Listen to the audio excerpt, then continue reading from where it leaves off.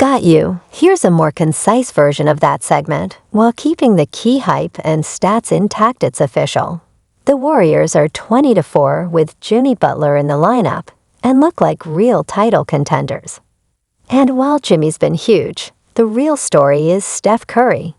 His game has hit another level. Before Jimmy arrived, Steph was averaging just 22.7 points. Since then, he's jumped to 28.2 points per game, better than his 2015 MVP season, and nearly matching 2016. Against the Lakers, he dropped 37. The game before, a ridiculous 52-point, 10-rebound, 8-assist, 5-steal explosion versus the Grizzlies. But it's not just the numbers. State's gravity is warping defenses again. Two guys blitz him. Draymond or Jimmy get wide-open looks. Defenders ignore screens. Quinn and post splash threes. Jimmy's thriving as the roll man, and the Warriors are moving like it's 2017 again. This version of Steph, most 50-point games after turning 30 in NBA history, even more than Wilt. Father time, on hold. And with Jimmy playing the role of a supercharged Iguodala, Steph's last dance energy might just lead to ring number 5.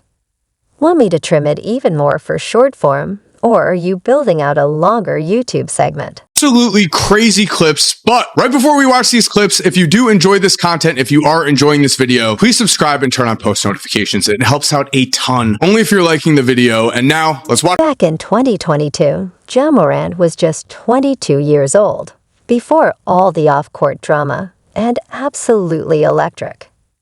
In the second round of the playoffs, he averaged 38.3 points and 8.3 assists through the first 3 games against Golden State. But the Warriors' championship experience ultimately prevailed. Now here's where things get really interesting for Golden State.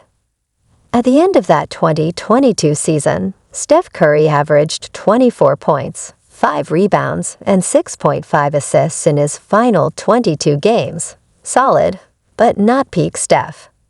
Compare that to the same 22-game stretch this season with Jimmy Butler on the roster, where Steph is averaging 28.2 points per game and playing like an MVP again.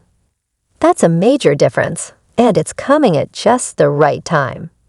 Why? Because when the 2022 playoffs hit, Steph turned into a megastar again, averaging 27.4 points through the playoffs and 31.2 points per game in the finals against Boston. His Game 4 masterpiece minus 43 points and 10 rebounds basically saved the Warriors' title hopes. Now, in 2025, Steph's numbers heading into the postseason are better than they were in 2022. So the question is, if Steph went nuclear in those playoffs, what happens now that he's already heating up before the postseason even begins? As a Top Shot collector myself, I love the fact that NBA Top Shot allows you to collect top moments from NBA history. And that game, it swung the series. After that, Boston never recovered. The Warriors didn't lose again and walked away with the championship. That series didn't just give Steph his 4th ring, it started a real conversation. Is Steph Curry now the greatest point guard of all time? People started seriously putting him in the same breath as Magic Johnson. But now Steph has a chance to do something even bigger in this year's playoffs. Because as of right now, both Steph Curry and LeBron James have 4 championships.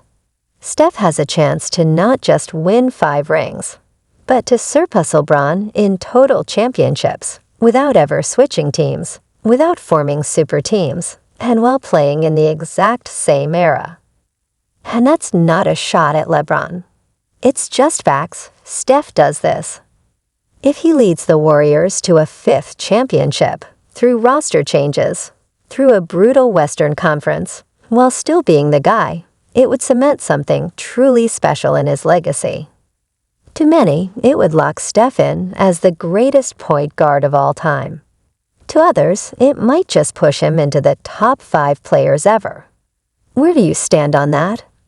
Drop your take below, but now let's shift to the present. What has to happen for Golden State to finish the job? Obviously, Steph is the centerpiece. But no one, not even Jordan, wins alone. And that brings us to a few names that have to be mentioned, because the Warriors' success isn't just riding on stars. It's riding on everything players. Klay Thompson averaged 19 points. Jordan Poole gave them 17. Andrew Wiggins chipped in 16.5 on any given night. One of those three stepped up as a legit second option, and now the Warriors have Jimmy Butler. Unlike 2022, where Klay was slowing down, Jimmy is a two-way monster who gives Steph a real co-star, one that can close games, create his own shot, and lock up defensively. That changes everything. And let's not forget the rise of pods. Brandon Podziemski has gone from a developing piece to an untouchable core player.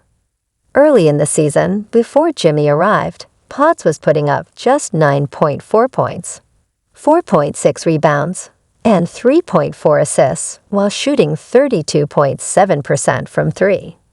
Solid, but not eye-popping. Since Jimmy joined the squad, 14.4 points per game, and doing it with confidence. This team is deeper, hungrier, and most importantly, balanced.